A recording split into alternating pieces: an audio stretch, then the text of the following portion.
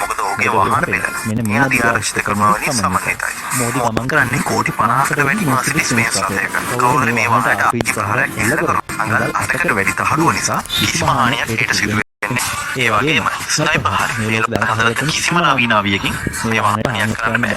හස්ත කණ්ඩායමක් ඇවිල්ලා වෙඩි තිබ්බත් මේ වාහනය ආරක්ෂයි. මේ වාහනේ යන්නේ වෙනත් වාහනයක් එහෙම වුණොත් කෘතිම දුක්මවන සංගවිලා මේ වාහනයට හැකියාවක් තියෙනවා. යම් විදියකින් විශාල ධනයක් මේ වාහනයට ලඟුණොත් මෙන්න මේ වාහන අති විශේෂ පුරවන SPG කමාන්ඩ් මඩුල ශනේකින් උන්වනවා. මේ වාහනයට ඕනින් මිසයිල් ප්‍රහාරයක් එල්ලනවා. පිටපස්සෙන් එන මෙන්න මේ ජර්මන් සහිත වාහනයට පුළුවන් මේ මිසයිල් ආපතනම අපවරවල යවන්න.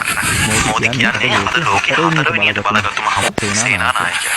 ඔහු රටට පැමිණුණාම ඔහු ආරක්ෂාව ලබා දී ආගන්තුක සත්කාර විශාල ජනකීමක්. ඔහුගේ කණ්ඩායම වගේම අදාළ රටක් සිදු කරනවා. මොකද එය ඔවුන් සම්පූර්ණ වීමක් නිසා.